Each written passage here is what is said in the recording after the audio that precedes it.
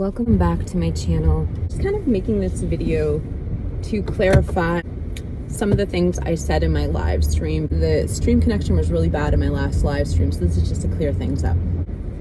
Let's dive right in. So I wanted to start by talking about B&E, breaking and entering.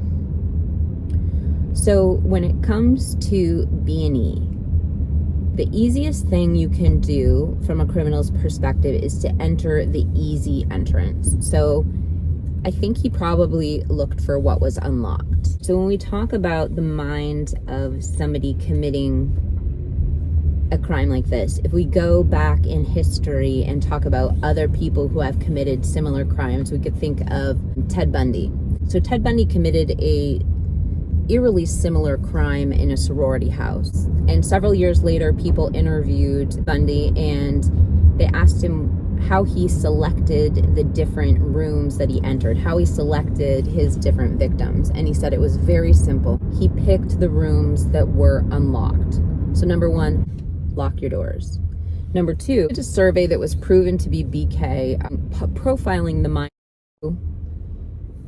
It would explain the process of a criminal. Now, Xana's window, there is some evidence that something happened possibly out front of her window. That's an idea, because in order to get into Xana's room, there's an automatic lock when the door closes. We know because her father just installed it. So whenever Xana's door shuts, the door locks. So either the unaliver somehow made his way in because the door was open, or he had to come through the window. So we always have to leave that possibility open that the unaliver came through Xana's window, particularly since there was a ladder, as Crime Circuits points out, right out front. Second, now Maddie's bathroom window would be another easy access point if it was unlocked.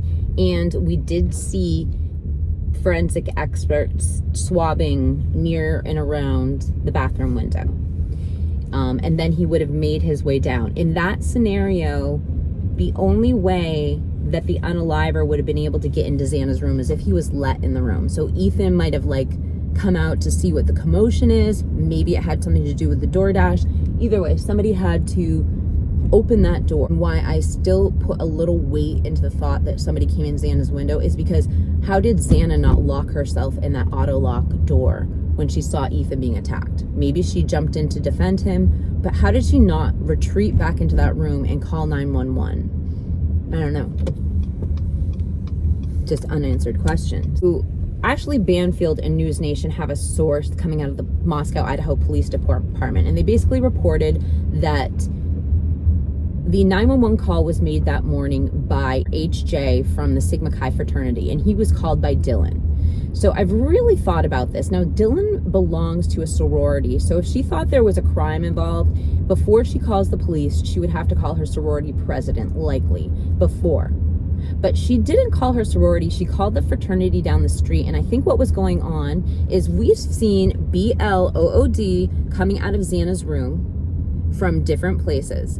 Could it have been coming out from under the door, and she didn't know the code to get in? It was an auto lock door, and she called HJ to come over and open the door, because the only way to get into a door like that would be through brute strength, probably with a crowbar.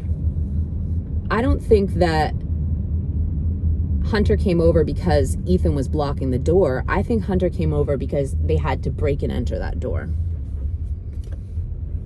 And let's just talk about this sliding glass door for a second. Have you ever had a sliding glass door? They're super easy to break into. And we kept seeing the police, we kept seeing like a stool, like a wooden stool in front of the sliding glass door for a long time after the crime. Could that stool have been there because the lock got broken by the perpetrator? Because, okay, just because check this out. Like, the perpetrator could have broke the lock to the door and then they couldn't shut it anymore. And so the police had to put that stool there to stop the door. I don't know. Just a thought. Why was that stool? Like, I mean, just think about it. Think, like, why is that stool there for so long? Talking about the K-bar knife. I've done a little research on K-bars. So K-bar knife can come with or without serration. When we talk about what Steve has said about his daughter's injuries, when we talk about the injuries that were sustained, which he voiced in an interview with News Nation, let's talk about the Sigma Chi photograph taken on Halloween. We see in this photo a K-bar knife, which a lot of people have pointed out should probably be included in the investigation. In order for the weapon to make injuries as described by Steve, it would have to have serration. The K-bar in the Halloween photo does not have serration. If a K-bar knife does not have serration, it's really not possible for it to make ice that would be a large. It would only be able to make a small puncture. The K-bar knife that's shown in that Halloween photo does not have serration. And it could not be the unaliving weapon if the unaliving weapon is a K-bar. So I just feel like we're kind of debunking that photo that it was the unaliving weapon. Although it's not, although I do think it warrants further investigation, I don't think that is the unaliving weapon. So I just thought I'd make this video. I had some problems with my streaming software in the last live stream, so I thought I'd make this video just to kind of clear up some of my thoughts. And thank you for watching. Justice for the IDAHO4.